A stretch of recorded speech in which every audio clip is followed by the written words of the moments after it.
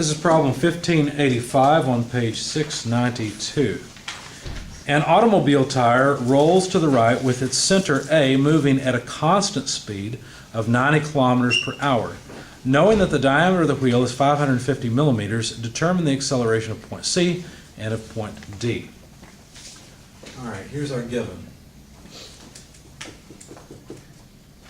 Ground, tire, point C, B, D, A, the defined point E, but we didn't use it for anything. The angle between BA, AD is 30 degrees, and the overall diameter, or height, if you will, is 550 millimeters. We were told that the velocity of point A is 90 kilometers per hour. I'll need a coordinate system if I'm going to set up vectors. So this would be in the I direction. I'll plug this into my calculator with some conversion factors. Found that it's 25 meters per second in the I direction. We're supposed to find the acceleration of point C and the acceleration of point D. Intuitively, can you figure out the acceleration of point C? Same as point B. Same as point B? I don't think so. Well, there would be zero Point C is for zero. C, wouldn't it? Is it zero? Is the acceleration of C zero? As it relates to gravity. No, it's a normal acceleration. Normal acceleration, there we go. So there can't be any tangential acceleration, Right. but there can certainly be a normal acceleration. Right? Okay. So we expect to get full normal acceleration for C. What about for B? Somebody mentioned B being the same as C. Remember that this wheel is rotating at constant speed, right? Because how do we know it's rotating at constant speed? Well, it doesn't lose contact with the ground, and it has a constant linear velocity, therefore it has a constant angular velocity. That means alpha is zero. If alpha is zero, there's no tangential piece to consider, no tangential acceleration, no alpha r to consider. And instead, there's only normal acceleration. So the acceleration of B will be equal and opposite to the acceleration of C. It'll be straight down instead of straight up, because that's the normal direction. Okay, let's find out. Let's prove this. Let's not just guess. What about D? Well, for D, I think the acceleration should just be inward, but let's find out. All right, the acceleration of C, I have to somehow relate it to something. Where is the one point where I know everything about that point? A. A is the only point where I know everything, right? I know the velocity at A.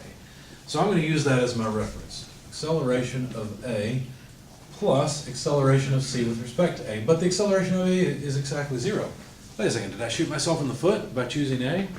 No, zero is a known thing, right? That's a good thing. It just means it's one more term we don't have to plug in, but it's still exactly zero. The acceleration of C with respect to A then, if we were to break it up into parts, would be alpha cross R from C to A, but as we said, alpha is zero, so that piece is going to go away, plus omega cross R. I haven't used this one yet with you, and that's R from C to A. This is where the omega squared R comes from, but I'm trying to expand it and actually use vectors so you can see how this works very clearly.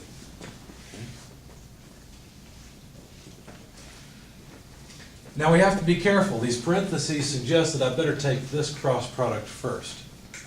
Okay, so let's do that. So this would be omega cross the quantity. Well, what is this? Well, omega times k. Now we have to be careful here. The velocity of A is to the right. So which way is the wheel rolling? Clockwise or counterclockwise? It's rolling clockwise. Is that a positive or a negative k direction? That's a negative k direction. So I'm going to write negative omega k bar. All right, just noting now that omega is a positive quantity, because I know the direction of that vector. And I have to take the cross product of that vector with r from C, or excuse me, from A to C. R from A to C, is it a positive or negative component, and along what axis?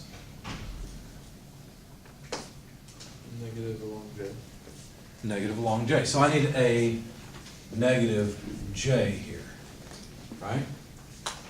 So if I cross negative k with negative j, what will I get? Well, negative k is this way, negative j is this way. Negative k crossed into negative j gives me negative I, okay?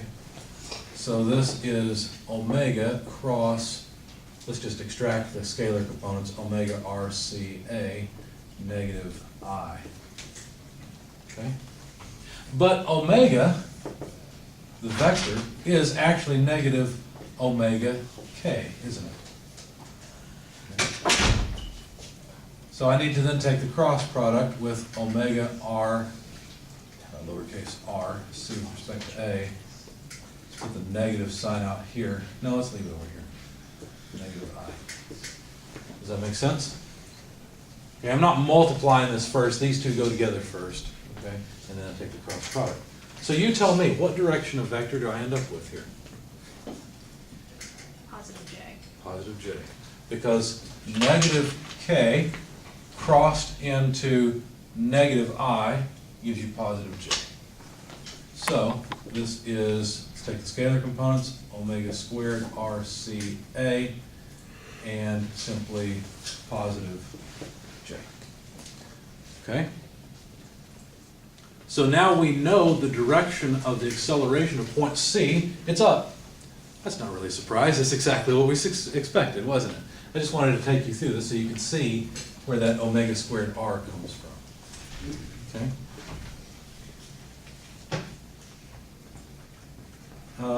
Let's see. Oh, I'm done with that line. Okay, that was nice. Now what? Well, we know that we need omega, right? Somehow we need to get omega. How can we get omega? How can we get the angular speed of this wheel? Any ideas? How big is the radius? Good question. It's 70, no, it's not 72, that's the last problem. It's half of 550 millimeters. We'll just divide it by the circumference. We can, Linear there's speed divided by one, the circumference. we always start in this chapter with what equation? Unless we're doing instant series. You start with the relative equation. Okay? So, since I need a velocity, let's write a velocity equation. The velocity of point C is the velocity of point A plus the velocity of C with respect to A. Right? Do you know the velocity of point C? Yeah. Yes, it's what? Zero. It's exactly zero. Why is it zero? Why does it absolutely have to be zero? Because it's in reference to the ground that we're taking the speed, so it's right on the ground, so it can't have any velocity. We don't want it to slip, in other words. Exactly. Very good. So we know this is zero. Now don't get confused here. The acceleration of point C is not zero. It's the velocity that's zero. Okay? All right. So we know that these two just cancel each other out. Now we know the velocity of A, don't we? It's 25 meters per second I. So this piece is completely known. Doesn't that mean that we now know the velocity of point C with respect to A? Well, sure. Because if we were to expand this a little bit, what we'd have is a velocity of A in the I direction. And if you think about it, it's rotating this way. So what we have to do is think of it as now A is our reference. How is C moving with respect to A? Forget the ground for a minute. Pull the wheel up and just hold it at A, in other words. How is C moving? To the left. To the left. So this is the relative velocity of C with respect to A. Does that make sense? So we have to write minus omega RC with respect to A in the I direction. I went through that fast because really this is a cross product as well. It's omega cross R.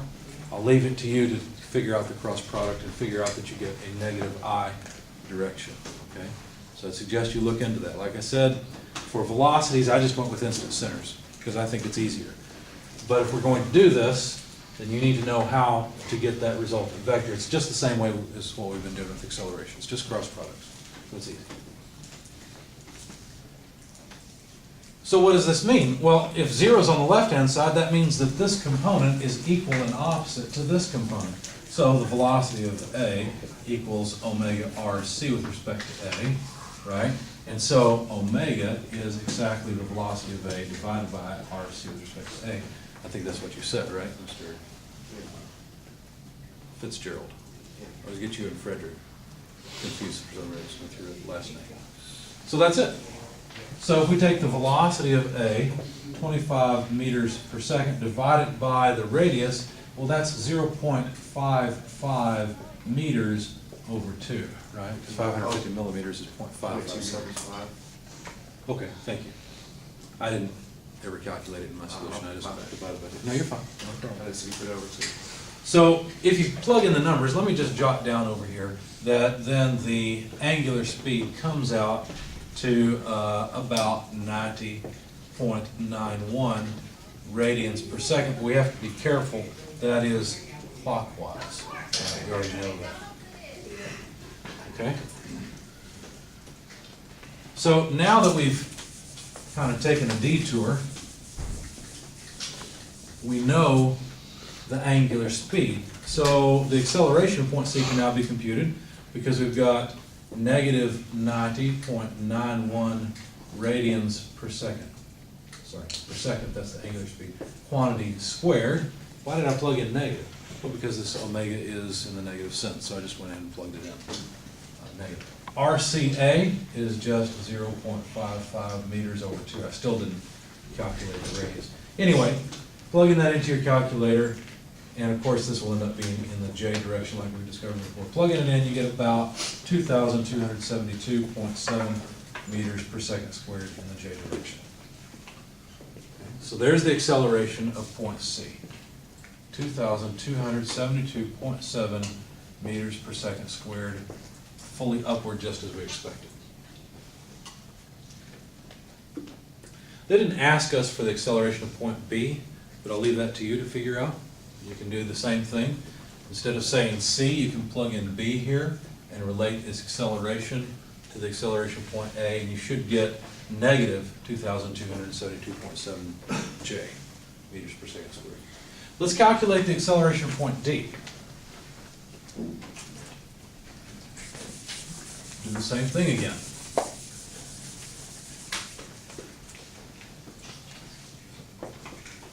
Acceleration of point D equals the acceleration of point A plus the acceleration, the relative acceleration of D with respect to A.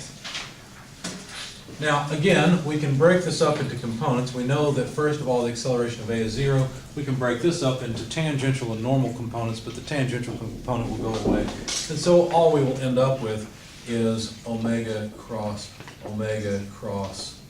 R from A to D. Right? And we know that the acceleration of point D has to point in this direction because it only has a normal acceleration. So rather than going through all the cross products, what I did is I said, well, this is just omega squared R D with respect to A for the scalar part of the vector, or the magnitude of the vector.